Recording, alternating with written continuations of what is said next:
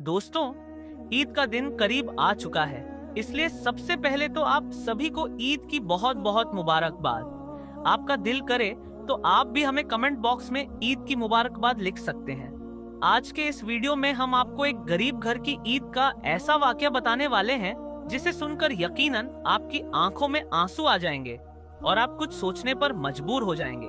इसीलिए आज का यह वीडियो आप सभी के लिए बहुत खास है। आप इसको आखिर तक जरूर देखें और सबसे पहले ईद की खुशी में इस वीडियो को दिल से एक लाइक जरूर कर दें। मेहरबानी करके इसे शेयर भी कर दें ताकि और भी लोगों तक यह वीडियो पहुंच जाए। तो चलिए दोस्तों, शुरू करते हैं। दोस्तों, रमजान का आखिरी हफ्ता चल रहा था। ईद की तैयारियां जोरों पर थी। गांव की गलियों में लोग नए नए कपड़े, मिठाइयां और खुशियों की खरीदारी कर रहे थे। उसी गांव के एक कोने में रहीम नाम का एक शख्स रहता था जो बेहद गरीब था। वह थोड़ी बहुत मजदूरी करके अपना जीवन गुजार रहा था। रहीम की कमाई इतनी कम थी कि उसके लिए अपने 3 बच्चों के लिए ईद की तैयारी करना बहुत मुश्किल हो रहा था। उसकी बीवी नसीमा बहुत नेक औरत थी। उनके 3 बच्चे थे जो गरीबी की वजह से पढ़ने नहीं जा पा रहे थे। वे सभी घर में अपनी माँ के साथ सिलाई के काम में उसकी मदद करते थे। आज नसीमा पुराने कपड़ों को सिलकर बच्चों के लिए कुछ ठीक करने की कोशिश कर रही थी ताकि ईद पर वह अपने बच्चों को खुश कर सके, लेकिन उनके चेहरों पर उदासी साफ झलक रही थी। उनके पड़ोस में रुसाना बेगम नाम की एक औरत रहती थी जो बहुत अमीर थी, लेकिन साथ ही वह बहुत घमंडी, चालाक और झगड़ालू भी थी। अक्सर रुसाना बेगम नसीमा से सिलाई का काम करवाया करती थी। यही नहीं, इस बार ईद के सारे कपड़े भी रुसाना बेगम ने नसीमा के पास सिलने के लिए भेज रखे थे। इधर नसीमा ने ईद पर अपने बच्चों के लिए कपड़ों और खाने पीने का सामान का इंतजाम करने के लिए जैसे तैसे करके मेहनत की। नसीमा और उसके बच्चों ने दिन रात मेहनत करके रुसाना बेगम के घर की सिलाई का काम पूरा किया था। फिर नसीमा ने अपने बच्चों से कहा, क्या करें, ईद आ रही है, तुम्हारे लिए कपड़ों का इंतजाम भी करना है और तुम्हारे अब्बू भी इस वक्त बहुत परेशान हैं। उनका मालिक कहता है कि अभी उनके पास काम नहीं है और कारीगर भी ज्यादा हैं, इसलिए वह तुम्हारे अब्बू को काम से निकालने की बात कर रहा था। हाय अल्लाह, अब हम क्या करेंगे? यह सुनकर बच्चों ने कहा, अम्मी जान, आप परेशान न हो, खुदा खैर करेगा। अल्लाह ताला कोई न कोई रास्ता जरूर निकाल देगा। इसके बाद नसीमा ने अपनी छोटी बेटी समा से कहा, बेटी जा रुसाना बेगम के ये कपड़े दे आ और उनसे सिलाई के पैसे भी ले आ ताकि घर के लिए कुछ सामान ला सकें। यह सुनकर समा रुसाना बेगम के घर कपड़े देने चली गई, लेकिन थोड़ी देर बाद ही समा खाली हाथ वापस लौट आई। यह देखकर नसीमा ने बेटी से पूछा, क्या हुआ, क्या रुसाना बेगम ने सिलाई के पैसे नहीं दिए? समा उदास होकर बोली, नहीं अम्मी, उन्होंने कहा कि आज उनके पास पैसे नहीं हैं, कल आकर ले जाना। समा की बात सुनकर नसीमा मायूस हो गई। उसने धीरे से कहा, हम तो उम्मीद लगाए बैठे थे कि आज पैसे मिल जाएंगे ताकि हम बाजार जाकर ईद की तैयारी कर सके, मगर आज भी हमें पैसे नहीं मिले। इतनी ही देर में रहीम अपने काम से जल्दी घर लौट आया। आकर वह आंगन में सर झुकाकर बैठ गया। यह देखकर नसीमा ने फौरन पूछा, क्या बात हो गई, आपकी तबीयत तो ठीक है ना? रहीम ने उदास होकर जवाब दिया, बेगम, मेरी तबीयत तो ठीक है, लेकिन आज मालिक ने मुझे काम से निकाल दिया है। उसने कहा कि जब काम आएगा तब वह मुझे बुला लेगा। यह सुनकर नसीमा ने भी अपना सर पकड़ लिया और कहने लगी, ए अल्लाह, अब हमारा क्या होगा? एक तो हमारे घर में खाने पीने के लिए भी कुछ नहीं है, अब हमारी ईद कैसे मनेगी? यह सुनकर रहीम की आंखों में भी आंसू भर आए। वह कहने लगा, अब क्या बताएं, हमारा नसीब ही खराब है। देखो, हम पर अल्लाह ताला की रहमत कब होती है। इसके बाद नसीमा अपनी छोटी बेटी समा से फिर कहने लगी, बेटी समा, जाओ रुसाना बेगम से सिलाई के पैसे मांग लाओ और आज उससे जाकर कहना कि वो आज हमें पैसे जरूर दे। हमारे घर में एक भी पैसा नहीं है, हमें अपना ईद का सामान खरीदना है। ये सुनकर समा रुसाना बेगम के घर पैसे लाने के लिए फिर से चली गई, मगर थोड़ी देर बाद ही वह फिर से खाली हाथ वापस लौट आई। ये देखकर नसीमा ने जाओ जी होकर पूछा, क्या हुआ बेटी, रुसाना बेगम ने पैसे नहीं दिए? समा उदास होकर कहने लगी, नहीं अम्मी, रुसाना बेगम तो कहती हैं कि हमने उनके कपड़े ही नहीं दिए, पहले उनके कपड़े लाकर दो, फिर सिलाई के पैसे ले जाओ। इतना सुनते ही नसीमा के होश उड़ गए। वह बहुत डर गई और सोचने लगी, हाय अल्लाह, अब ये क्या नई मुसीबत आ गई। इसके बाद नसीमा रुसाना बेगम के पास गई और जाकर मिन्नतें करती हुई बोली, रुसाना बहन, हम पर रहम करो। मेरी बच्चियों ने दिन रात मेहनत करके तुम्हारे घर की सिलाई का काम पूरा किया था। अब ऐसा जुल्म तो हम पर मत करो। हमारी सिलाई के पैसे हमें दे दो। ईद पर घर में खाने पीने के लिए सामान भी लाना है और बच्चों के लिए ईद पर कपड़े भी लाने हैं, इसलिए अल्लाह के वास्ते हमें हमारी सिलाई के पैसे दे दो। यह सुनकर रुसाना बेगम कड़क कर बोली, तो क्या मैं झूठ बोल रही हूँ? क्या तुम मुझे झूठा साबित करोगी? पहले मेरे कपड़े तो ला कर दो, तभी मैं तुम्हारे पैसे दूंगी। इस पर नसीमा ने रोते हुए कहा, कल मैंने अपनी बेटी के हाथों तुम्हें कपड़े नहीं भिजवाए थे? मगर रुसाना बेगम तो ये सुनने को भी तैयार नहीं थी। खैर, इसके बाद नसीमा और रुसाना बेगम में खूब लड़ाई हुई, लेकिन रुसाना बेगम ने तो साफ साफ मना कर दिया। दोस्तों, आज की हमारी यह वीडियो तमाम मुसलमानों के लिए बहुत ही ज्यादा खास है, खास तौर पर उन लोगों के लिए जो ईद की खरीदारी में लगे हुए हैं, शॉपिंग में लगे हुए हैं। दोस्तों, इस वीडियो में हम आपको एक मुसलमान बहन का एक ऐसा सच्चा वाकया बताने वाले हैं जिसको सुनकर आप सभी हैरान रह जाएंगे और आप ईद की खरीदारी करना भूल जाओगे। यह वीडियो औरतों के लिए बहुत खास है। अगर आप भी ईद की खरीदारी कर रहे हैं या करने वाले हैं तो उससे पहले इस वीडियो को पूरा जरूर देखें। वीडियो में आगे बढ़ने से पहले अगर आपने अभी तक हमारे चैनल को सब्सक्राइब नहीं किया है तो जल्दी से सब्सक्राइब कर लें और बेल आइकन को दबा दें ताकि हमारी हर नई वीडियो आप तक सबसे पहले पहुंचे। एक भाई अपने पड़ोस में रहने वाली एक औरत का वाकया बताते हैं।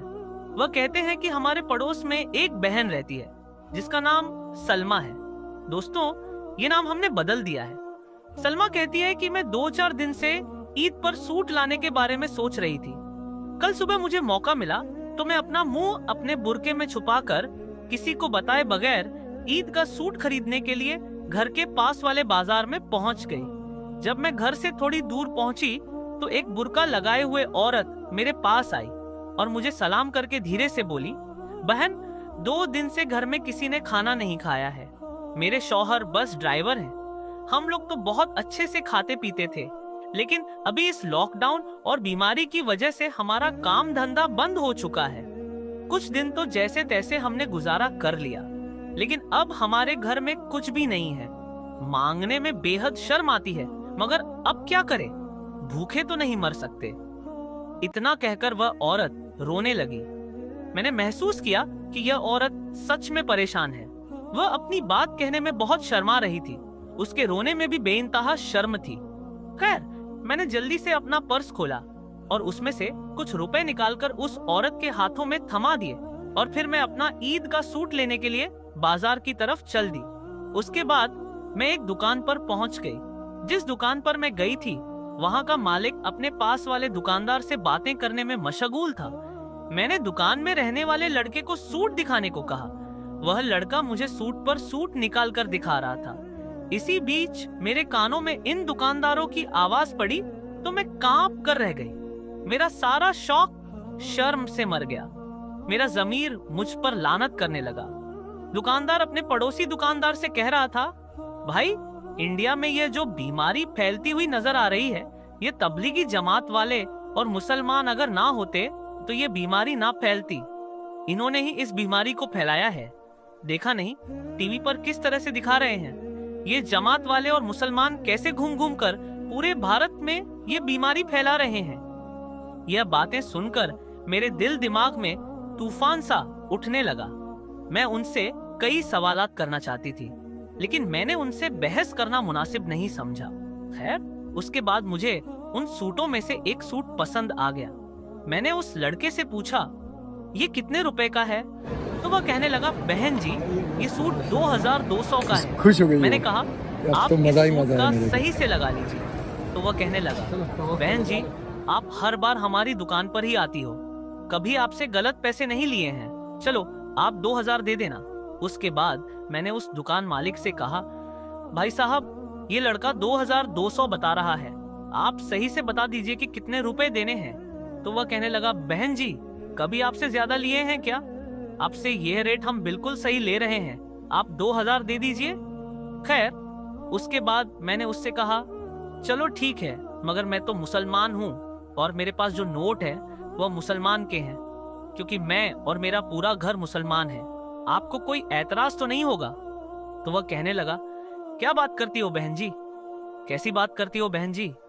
नोट तो नोट होते हैं, सभी नोट भारत सरकार के नोट हैं। तो मैंने कहा, नहीं, ये नोट मुसलमानों के हैं, क्योंकि मेरे शौहर मुसलमान हैं और ये पैसे उन्हीं से मैंने लिए हैं, तो फिर ये नोट मुसलमानों के हुए ना।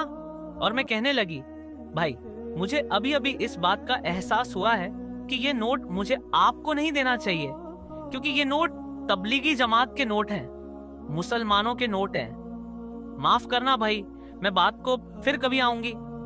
इतना कहकर मैं वहां से वापस आ गई।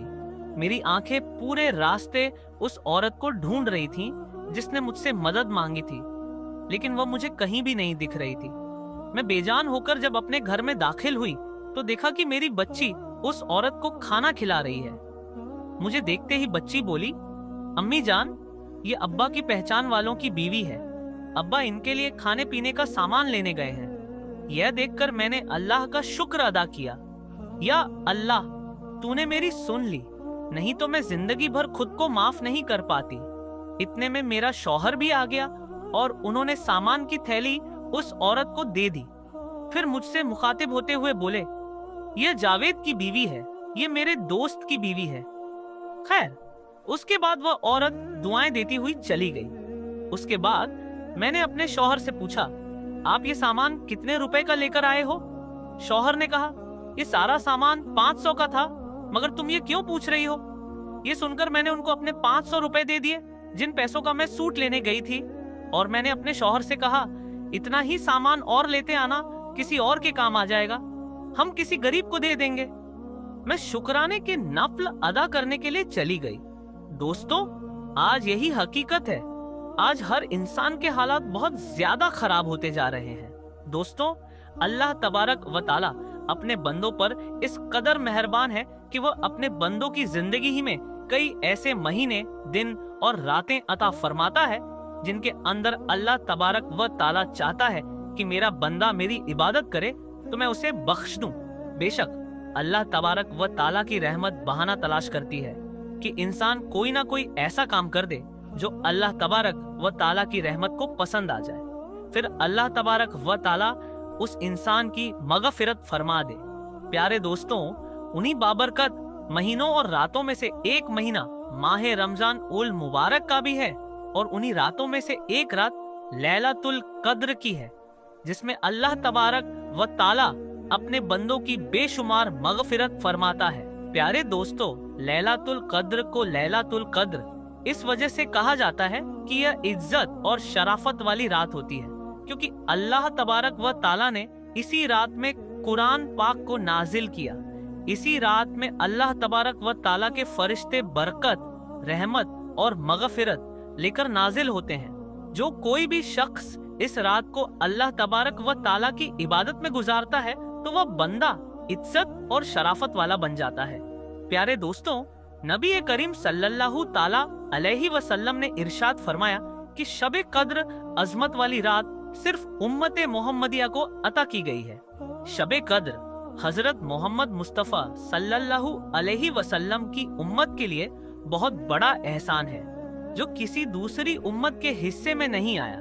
रिवायत में आता है कि नबी करीम सल्लल्लाहु अलैहि वसल्लम अक्सर फरमाया करते थे, मुसलमानों, तुम शबे कद्र को ताकर रातों में तलाश किया करो। एक सहाबी ने हुजूर पाक सल्लल्लाहु अलैहि वसल्लम से दरियाफ्त किया, या रसूलुल्लाह सल्लल्लाहु अलैहि वसल्लम, शबे कद्र कब होती है? तो हमारे प्यारे आका हजरत मोहम्मद मुस्तफा सल्लल्लाहु अलैहि वसल्लम ने इरशाद फरमाया, शबे कद्र हर रमजान उल मुबारक के तीसरे अशरे में होती है। जैसा कि हजरत उबादा बिन सामित रजी अल्लाह ताला अन्हु से मरवी है कि जब हजरत मोहम्मद मुस्तफा सल्लल्लाहु अलैहि वसल्लम से शबे कद्र के बारे में पूछा गया तो आपने फरमाया, शबे कद्र रमजान के तीसरे अशरे की कोई एक ताक रात है। जिस मोमिन ने शबे कद्र के अंदर अल्लाह तबारक व ताला की हम्दो सना बयान की तो उसके पिछले सारे गुनाह माफ कर दिए जाते हैं। प्यारे दोस्तों, इस रात की पहचान यह है कि यह रात बहुत ही ज्यादा सुकून वाली होती है। इस रात का मौसम बहुत ही अच्छा होता है, ना ही ज्यादा सर्द होता है और ना ही ज्यादा गर्म। इस रात में चांद खूब रोशन होता है। इस रात के अंदर सितारों को टूटने की इजाजत नहीं होती। सूरज जब सुबह को तुल्लू होता है तो उसकी शुआएं नहीं होती। सूरज बिल्कुल बराबर होता है जैसा कि 14वीं का चांद। हजरत अनस रजी अल्लाह ताला अन्हु से मरवी है कि इस रात हजरत जिब्रील अलैहिस्सलाम फरिश्तों के हमराह जमीन पर तशरीफ लाते हैं। जिसको अल्लाह तबारक व ताला की हम्दो सना करते हुए पाते हैं तो उनके लिए मगफिरत की दुआ करते हैं। हजरत अनस रजी अल्लाह ताला अन्हु बयान करते हैं, मैं किसी दिन को किसी दिन पर और किसी रात को किसी रात पर अफजल नहीं जानता सिवाय शबे कद्र के, क्योंकि यह रात 1000 महीनों से बेहतर है।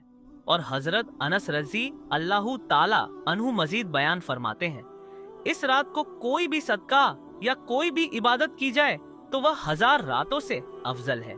हजरत अब्बू हुरैरा रजी अल्लाह ताला अन्हु से रिवायत है कि हजरत मोहम्मद मुस्तफ़ा सल्लल्लाहु अलैहि वसल्लम ने इरशाद फरमाया, जिसने शबे कद्र में अल्लाह तबारक व ताला की बारगाह में सवाब की नियत से रुकू और कयाम किया तो उसके पिछले तमाम गुनाह माफ कर दिए जाते हैं। माह रमजानुल मुबारक में अल्लाह तबारक व ताला के आखिरी नबी हजरत मोहम्मद मुस्तफ़ा सल्लल्लाहु अलैहि वसल्लम का यह मामूल था कि तहज्जुद की नमाज अदा करने के बाद कुरान पाक की तिलावत किया करते। जब किसी रहमत वाली आयत की तिलावत फरमाते तो अल्लाह तबारक व ताला का शुक्र अदा किया करते, और जब अजाब वाली आयत की तिलावत फरमाते तो अल्लाह तबारक व ताला से पनाह मांगा करते। हजरत इब्ने अब्बास रजी अल्लाह ताला अन्हु से मरवी है कि नबी करीम सल्लल्लाहु अलैहि वसल्लम ने इरशाद फरमाया, जब शबे कद्र आती है तो अल्लाह तबारक व ताला हजरत जिब्रील अलैहिस्सलाम को हुक्म देता है तो वह फरिश्तों का एक बड़ा लश्कर लेकर जमीन पर उतरते हैं और उनके साथ एक सब्जा झंडा होता है जिसे काबे के ऊपर नस्ब किया जाता है। हजरत जिब्रील अलैहिस्सलाम के 100 पर हैं, जिनमें से सिर्फ 2 परों को वह इस रात में खोलकर मशरिक से मगरिब तक फैला देते हैं। फिर हजरत जिब्रील अलैहिस्सलाम फरिश्तों को इस रात में फैल जाने का हुक्म देते हैं तो वह फरिश्ते इस रात में हर खड़े बैठे नमाज पढ़ने वाले और जिक्र करने वाले को सलाम करते हैं, उससे मुसाफा करते हैं और उसकी दुआ पर आमीन कहते हैं, और यही हालत सुबह सादिक तक रहती है।